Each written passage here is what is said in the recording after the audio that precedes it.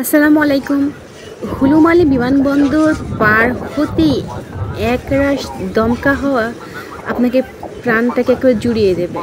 হ্যাঁ, এখন যে দৃশ্যটি দেখতে পাচ্ছেন এটা হচ্ছে হুলুমালি বিমানবন্দরের একেবারে সামনের অংশ।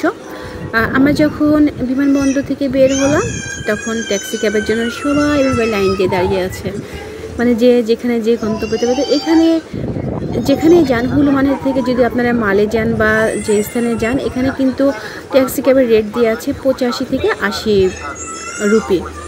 তো লিলি দাঁড়িয়ে ছিল আর আমি সেই ফাঁকে একটু প্রকৃতি অবলোকন করে নিলাম এবং এখানকার রাতের যে বাতাসটা অসম্ভব সুন্দর এবং মনে হচ্ছে শরীর ভেদ করে প্রতিটা কোষ ভেদ করে মনের মধ্যে যে বাতাসটা লাগছিল এবং অপূর্ব রাতের দৃশ্যটা যে এত সুন্দর যেটা আসলে ভাষায় প্রকাশ করা যাবে না।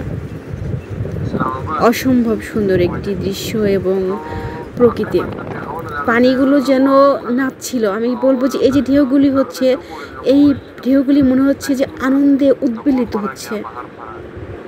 অসম্ভব সুন্দর একটি দৃশ্য।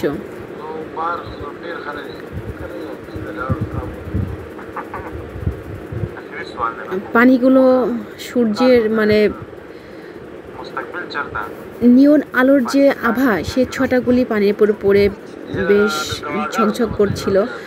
এখান থেকে আপনারা যদি কেউ মাপুসি আইল্যান্ডে যেতে চান এখান থেকে কিন্তু স্পিড বোট আছে, এখান থেকে মাপুসি যেতে পারবেন। পানির রংটা কিন্তু অসম্ভব সুন্দর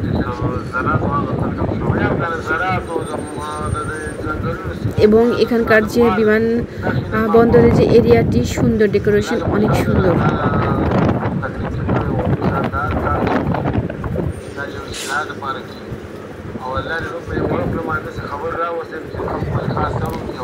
এবং মাপুসি আইল্যান্ডের দৃশ্যগুলো অনেক সুন্দর। ছোট্ট একটা দ্বীপে যে এত হাই রাইজ বিল্ডিং, আমি শুধু কোনো কিছু না, আমি যেন বিল্ডিংয়ের দিকেই তাকিয়েছিলাম যে এখানকার যে হোটেল থাকার যে ব্যবস্থাগুলি আমি শুধু এগুলোই দেখছিলাম, এগুলি এত সুন্দর জায়গা। তো ধন্যবাদ সবাইকে, পরবর্তী ভিডিওতে আবার দেখা হবে।